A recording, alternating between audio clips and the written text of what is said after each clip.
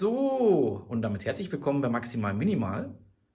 Mein Name ist Max und heute gibt es mal wieder ein etwas anderes Video, denn ich zeige euch die 3 größten Feinde der Modelleisenbahn, wo auch jeder mit konfrontiert wird, weil egal wie gut ihr baut, eben diese 3 Feinde, sage ich jetzt mal so, sind immer allgegenwärtig und die stelle ich euch vor und zeige euch mögliche Lösungsansätze und wünsche da ganz viel Spaß dabei.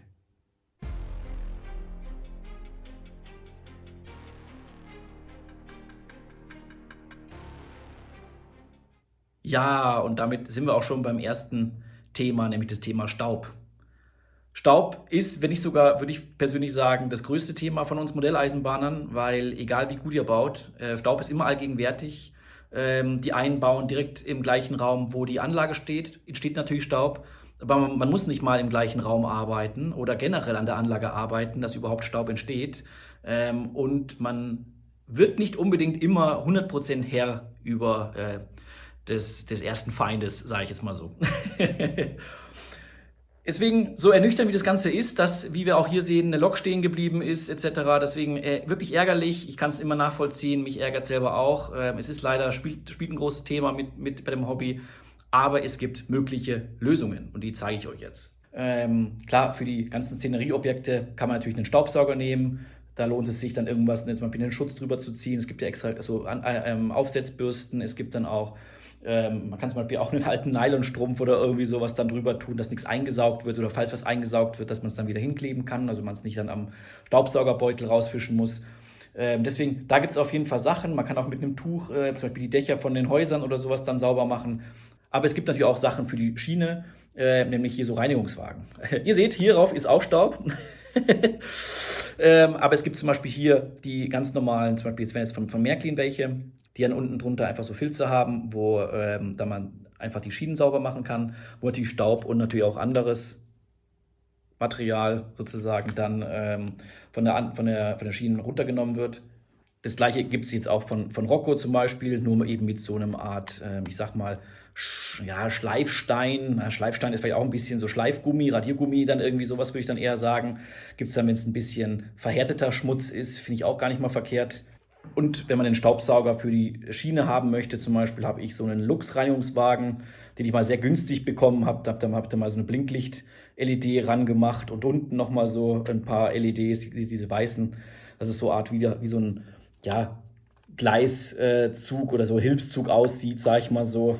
Und da, wenn man oben den quasi Beutel öffnet, dann seht ihr auch, ist hier jede Menge Staub drinne. Staub und vor allen Dingen auch so Erde-Gras-Sachen, was man halt dann einfach alles so auf der Anlage findet. Und die werden dann eingesaugt. Also deswegen, solche Möglichkeiten gibt es dann.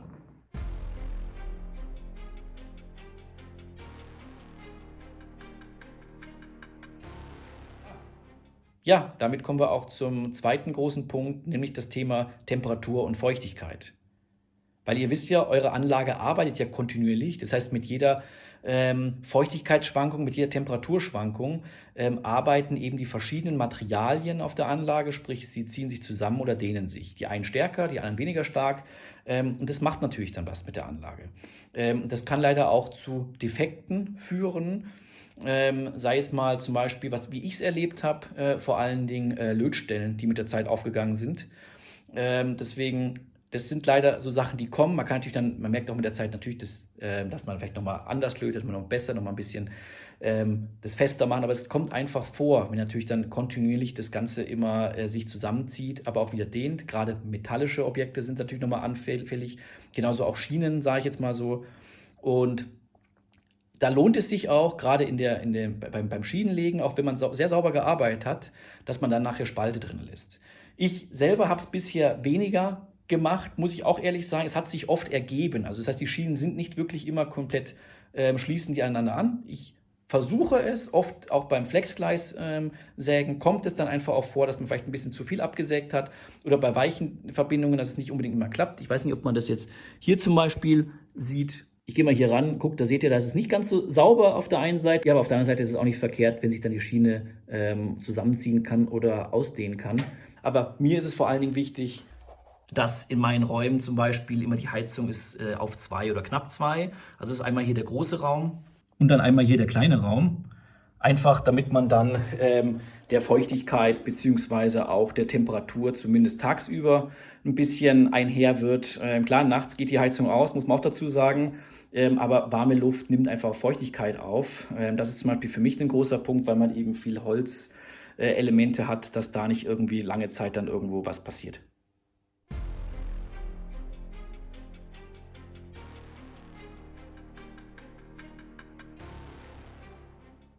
Ja, und schon sind wir beim letzten Punkt angelangt, also den dritten Feind, nämlich das Thema Zeitmangel und Motivationstiefs.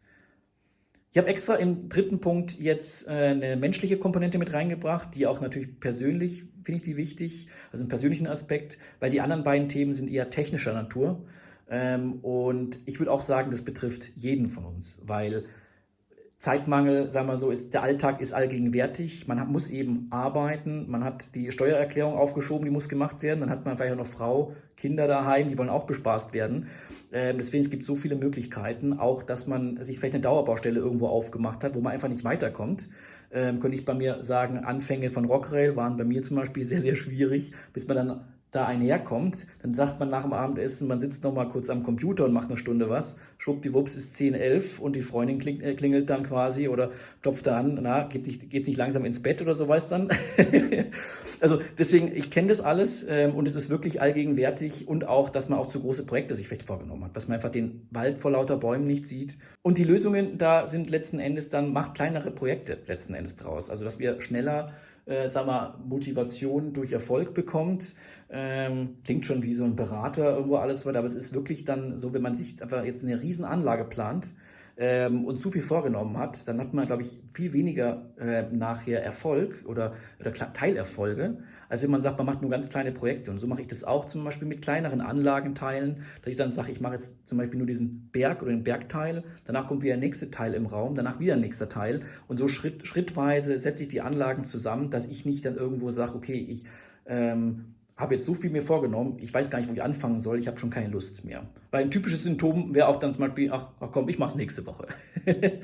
Und auch, ihr seid ja nicht alleine, tauscht euch einfach aus mit den ganzen Leuten. Also ihr seid ja nicht alleine, die ganze Modellbahn-Community ist ja so gigantisch groß, echt mega, was es da alles gibt und wie man sich da gegenseitig hilft. Echt top. Also auch, was ihr dann auch mit den Kommentaren auch ergänzt, etc. Also freut mich und ich schreibe mir wirklich sehr viel dann auf, schreibt mir mit. Einfach um dann selber auch Sachen zu lernen, weil man kann nicht auslernen, auch in dem Thema Modelleisenbahn nicht. Also so klein oder so nischig wie das Ganze ist, ich finde, so vielseitig ist es, es gibt, glaube ich, keinen, der dann auslernt bei dem Thema, weil es eben auch immer neue Sachen dazukommen. Und also ich glaube, ich würde sagen, das sind wirklich die großen Sachen, also wirklich genau, tauscht euch aus, kleinere Projekte, setzt euch realistischere Ziele und vor allen Dingen habt Freude am Prozess selber, also am Bauen, dass ihr da auch dann sozusagen da einfach genau Spaß dran habt und nicht immer nur, ich sag mal, das Ende der Fahnenstange seht, also nicht immer nur das Ziel. Also das Ziel sollte man schon im Blick haben, aber einfach der Prozess des Bauens, wie gestalte ich, wie komme ich dahin, sozusagen der Weg ist das Ziel, dass ihr da einfach mehr Freude habt. Ja, das waren die jetzt meiner Meinung nach drei größten Feinde der Modelleisenbahn. Jetzt bin ich auf den Austausch mit euch gespannt. Seht ihr das genauso? Also habt ihr auch die drei Punkte? Oder habt ihr vielleicht noch Ergänzungen? Oder seht ihr auch Sachen anders, wo ihr sagt, oh Max, was hast du da erzählt? Das ist überhaupt kein großer Punkt. Deswegen, ich bin wirklich gespannt, was ihr zu erzählen habt und freue mich da auf den Austausch mit euch und wünsche euch aber erstmal einen schönen MOBA-Sonntag. Ganz viel Spaß mit eurer Eisenbahn und bis zum nächsten Mal. Gell? Macht's es gut. Bis dahin. Tschüss.